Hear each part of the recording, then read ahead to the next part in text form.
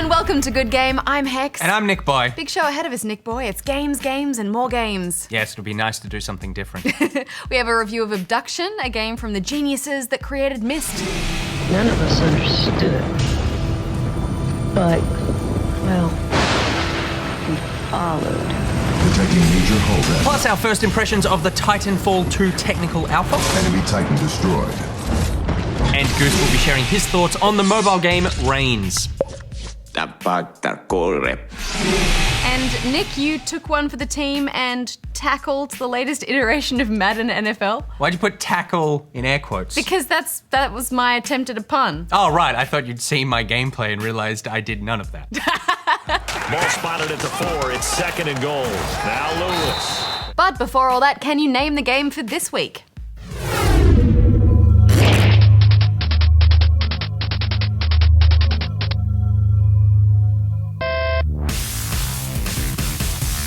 Titanfall 2, the follow-up to Respawn Entertainment's slick 2014 multiplayer shooter all about robots raining from the sky, is coming out at the end of next month. Yes, and they've recently held a few pre-alpha technical tests, whatever those are, so we thought we would jump on, get some early hands-on impressions for you. Yeah, and our first impressions are, it's pretty much more Titanfall. Pilot control online. Thermal systems functional. Warning, enemy pilot attacking. Warning, enemy pilot attacking. This is still a game all about crazy mobility, big robots, and shooting both real players and AI ones until they stop moving. Yes, it did all feel very familiar, which isn't necessarily a bad thing. I'm typically not a fan of multiplayer when it comes to these fast-paced, COD-like shooters. Kids these days just destroy me online, but I did have fun with the original. The added spectacle of titans, AI grunts, and the superhuman movement always keeps battles interesting. Not to mention they always make me feel like I'm helping and actually playing well, but I'm not.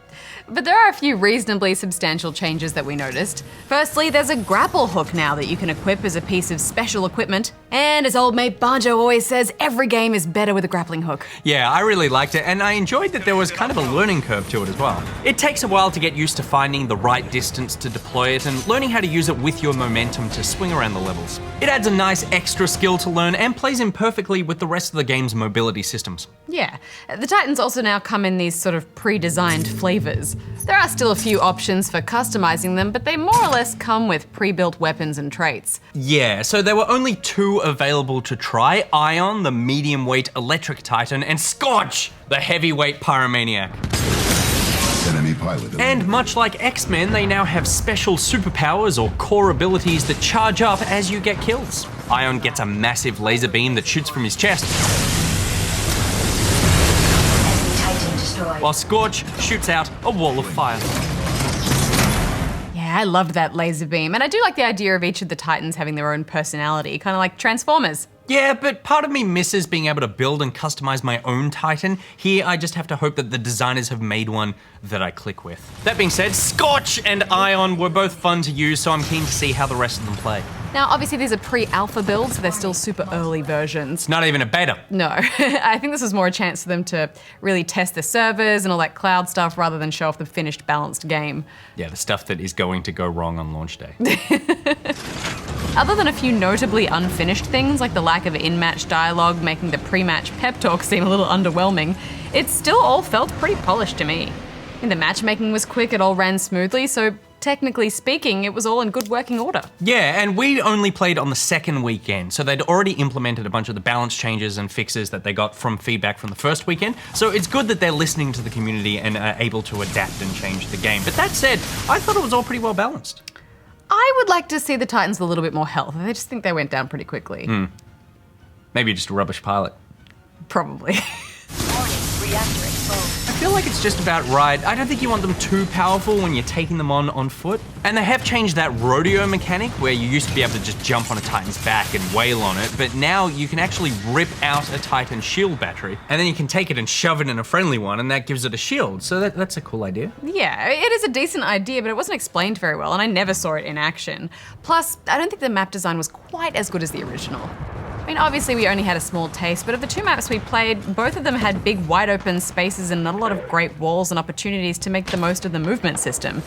But I am looking forward to seeing how it all comes together in the final release. Yes, and I'm quite excited for the single player campaign, which apparently will be a little more Half-Life than Call of Duty, so that certainly tickles me. Yeah, I'm just looking forward to seeing this world a bit more fleshed out with what will hopefully be a decent story. Well, we don't have too long to wait until we find out. No, we don't.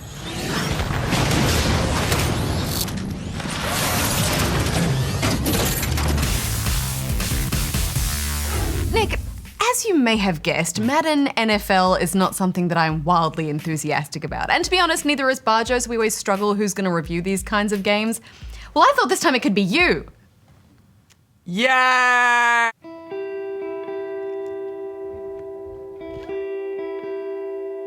Good morning, Sydney. It's another beautiful day coming to you from GG Radio 107.8. We're talking all things good game and what do we think of NichBoy as co-host.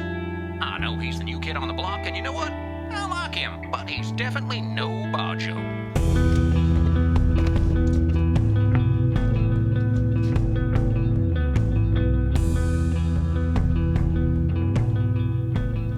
The team will give you the respect you deserve, Nick. It just takes time. You can't beat yourself up because you're taking chances on things. I know, it's just, there comes a point in everyone's life where you're gonna lose the battle. This might be it, Hex. This might be it.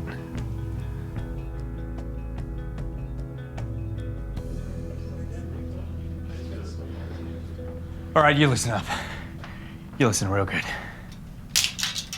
You got a lot of heart. You got a lot of charisma. But you're not too good with the sports games. Which is why you brought me in. A participation trophy, under 6 softball.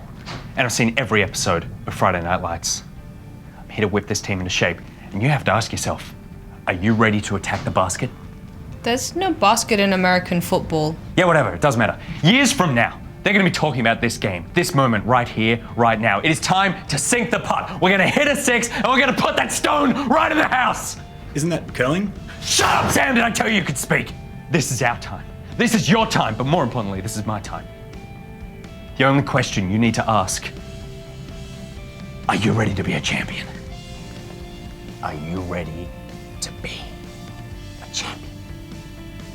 Yeah. Clear eyes, full hearts. Win! Sports! Gotta catch them all. Clear eyes, full hearts.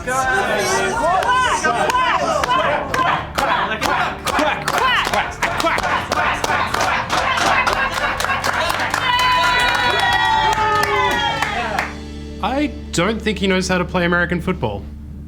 Shut up, Toby. All right, so I guess Toby has a point. Not only have I never played a Madden game, but I've never actually sat down and watched a full game of Gridiron. Wasn't lying about the Friday Night Lights thing though, but I was horribly confused for about 2 seasons worth of that show.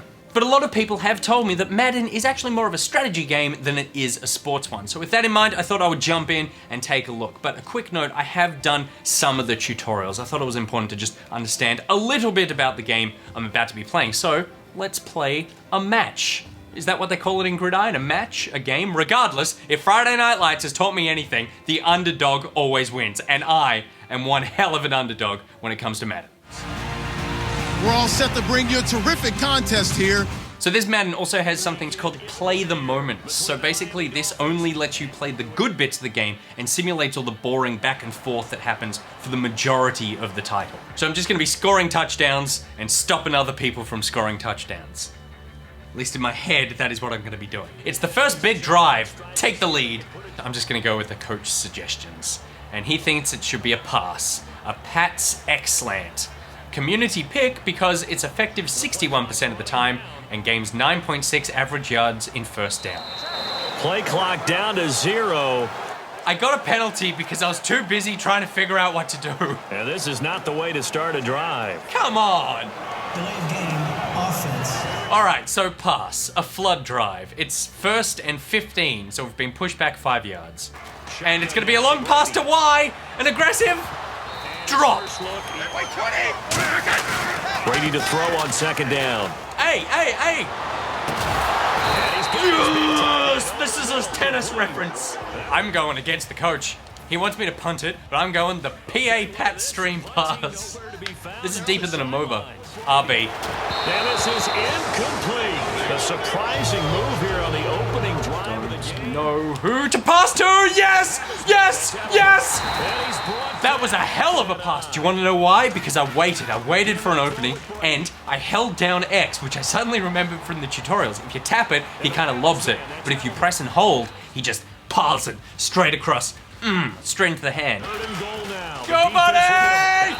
Touchdown!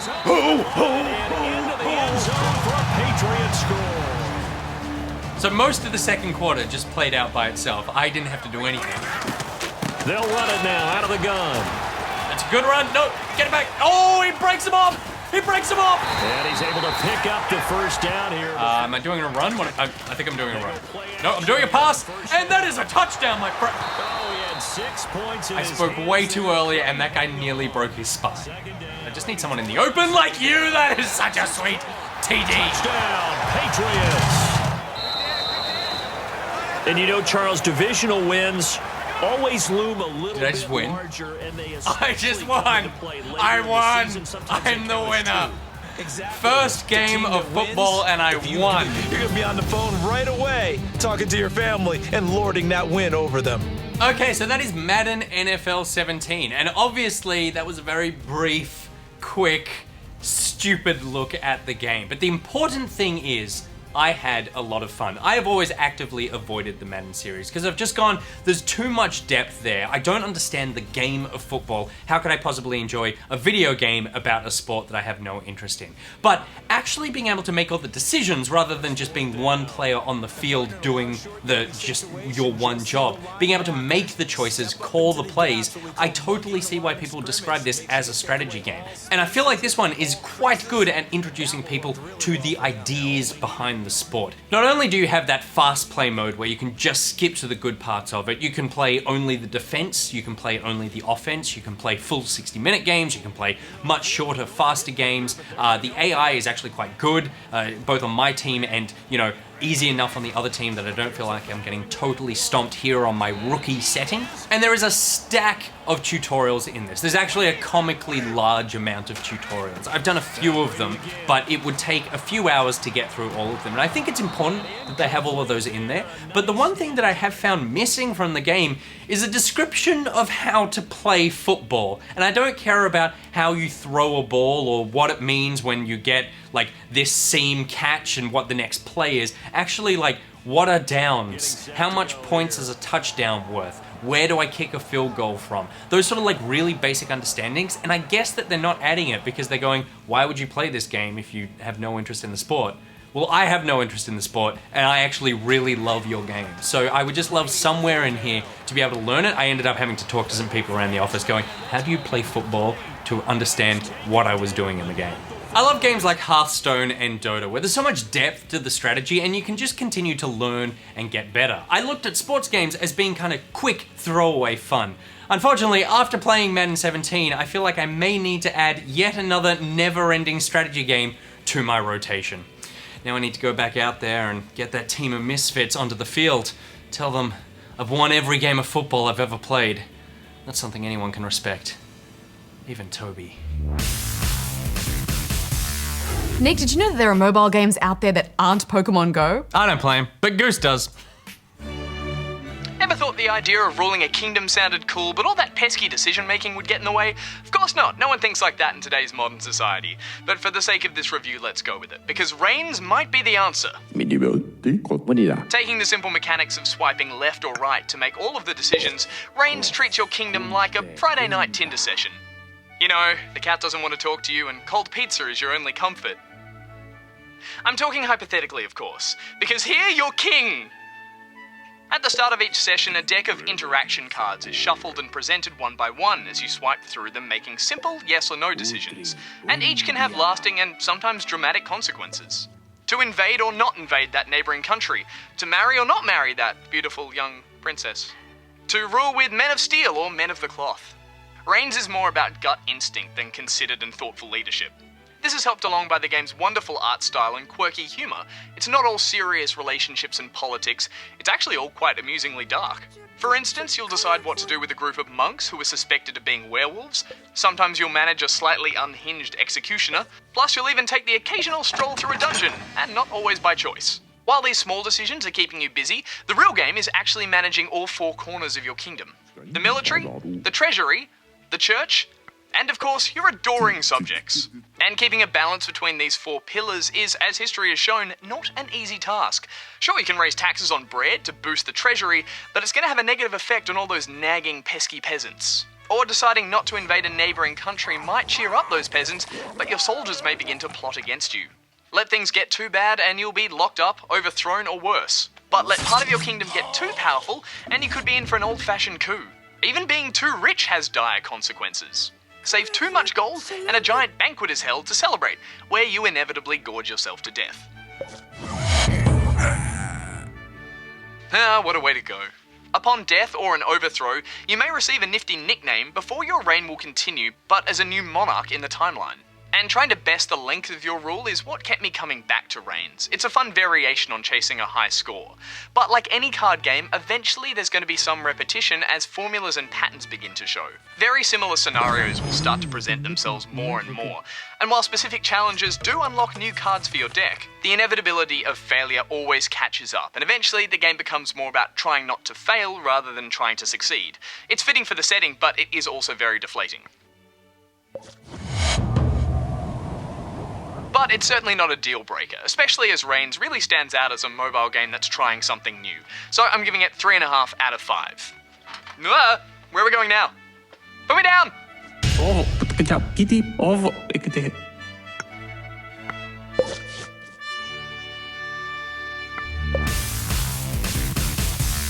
Thanks, Goose. Now, Hex. God, I hate Myst. I recognize it for the achievement it was when it came out, but I feel like since then, it's just been an excuse for people to make really boring games that feel meaningful, but they're actually not. I'm looking at you, dear Esther. Yes, so how did you feel when you were told that we were going to be reviewing Obduction, which is made by Cyan Worlds, who made Myst? I was ready to give it a paddle and Hex. Brought out the old 1-star finger, just gonna poke it all over Obduction's boring body. And then I actually played the game. So does that mean you're not going to give it a paddling? Well, you're gonna have to wait till the end of the review for that, but it does mean I'm gonna need at least 3 more fingers. It's all sounding a bit weird and sexy. We have a healthy, thriving community here, as you can see. Our garden was planted years ago and has supplied plenty of food for many generations. I'm sure you have run across a number of folks already. Many were brought here, like you. And some actually were born here. We all feel we are part of the whole. First up, I should mention that we are going to be talking about Obduction in quite vague terms. And that's because so much of the puzzles and the joy of this game come from these aha reveal moments. And to take those away from you would just be cruel. Damn cruel, I tell you. Yeah, in fact, don't even watch this. Just go away, play the game, and then you can watch this later, and then you'll get to be that annoying person who does the half laugh and smug nod every time they recognize an obscure reference that no one else understands. Like, not every rock is as it seems. But if you are sticking around, Obduction is a narrative first-person puzzle game that starts with confusion. Almost like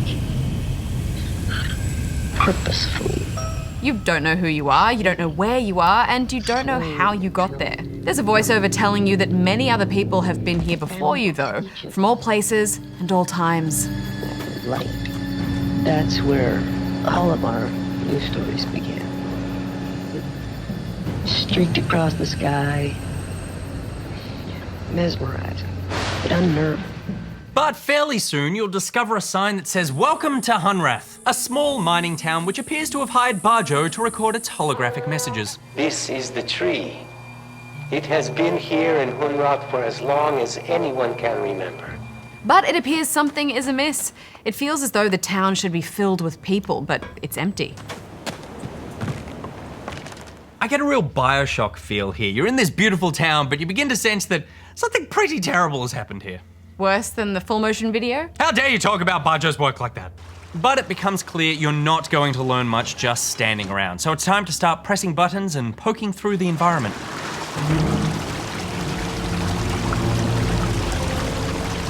And this is almost all of what Obduction is. Oh, put those fingers away. Turning handles, activating switches, blowing up lasers, manipulating the world to be able to see more of it. And much like Myst, better than Myst. Once you start to understand how this world operates, you start to get more creative with how to solve puzzles that you didn't even realize were puzzles at first. And all of this with almost no guidance. You just start trying to mess with things until something actually lets you, and from there the whole game unfolds. It's actually quite brilliant how many layers there are to everything in the world. Like that house you see when you first arrive, you can't get into it. And then later on you can. And then so 6 hours after that, you get into the house, but from a different way. And the only reason you didn't know you could get in from this way is because the first way you got in the house completely obscures that as even a possibility. And I know I'm just getting excited about how doors are used, but it's the way they use the doors, Hex. It's great door technology. It is. Thank you. And the game is filled with those moments of realization that almost everything in the world has multiple uses.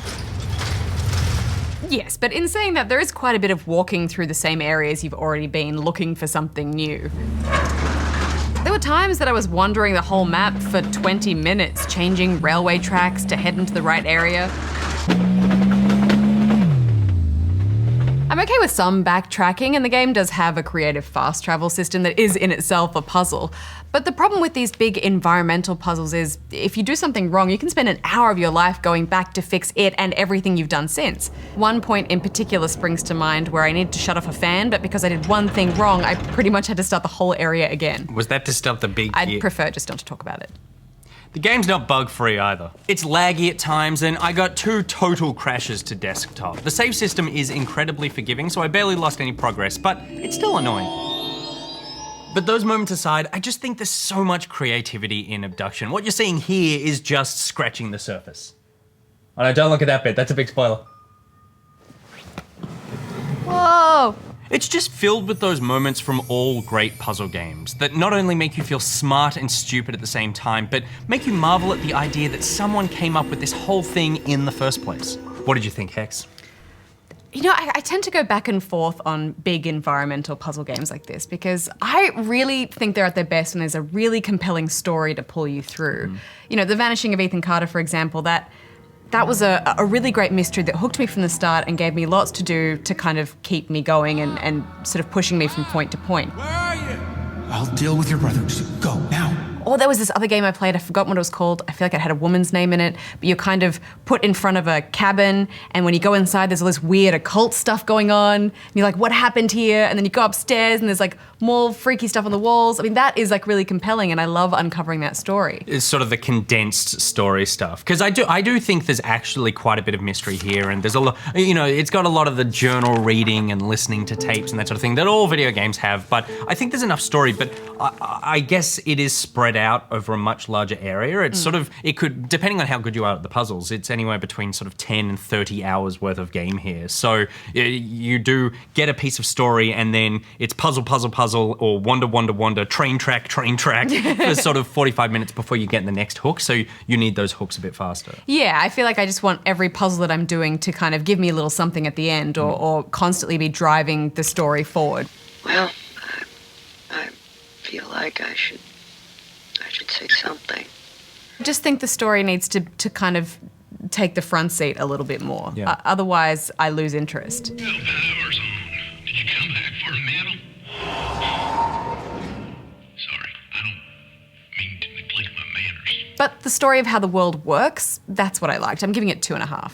For me, I think the story of what happened at this town totally works, and I think it's because that informs the puzzles and vice versa. There was rarely a time where I felt, why am I doing this? Whatever I was doing was going to give me more understanding of what the hell happened to everyone, but also why I'm doing these puzzles in the first place. Obduction is what I love puzzle games to be, something confusing and foreign at the beginning, but when you start to chip away at it, you find your footing, and then pretty soon you know the world better than the designer. I was completely enthralled. I'm giving it 4 fingers. No. Just be careful. I've got to go. See you soon. And don't panic.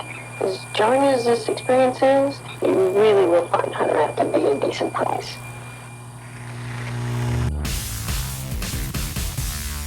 So, did you name the game for this week? It was 10 Yard Fight.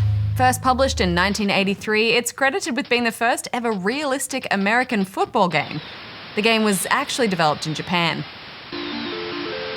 And haven't we come a long way since then? Next week, we'll be looking at the latest games to get the remastered re-release treatment with BioShock and Dead Rising. Symmetry, dear Steinman. It's time we did something about symmetry. And we'll have a bit of a roundtable stash about remastering games in general. Good idea or money-grabbing exercise? Oh, don't get me started. We'll just have to wait. We're also really looking forward to seeing many of you at the recording of our 10th birthday special later this week. And my new show, How to Be a Fan with Hex, has just launched on iView. Over 7 episodes, I dive headlong into the world of fandom. So watch it. Until next time, NichBoy out. Hex out. So what was your favourite thing to do on the new show? Without a doubt, live action roleplay. Really? It's full contact, like it was hectic. I was falling over, was getting like ambushed, arrows to the side of the face. It was full on. What'd you dress up as? Well, I was playing an archer. Well, who else would you play? You're not going to be some dwarf. The coolest thing with was an I got axe. to use my actual bow. Really? From archery, yeah. Oh. 30 pounds is the limit. Is that period appropriate? I mean, it didn't look like something out of the Lord of the Rings, but it's beautiful, like cherry wood and everything. And I have these lovely arrows, although I didn't use the real arrows. Yeah. I used the ones that have the big bubble on the end, obviously, so they didn't pierce people when I shot them. Just like Legolas.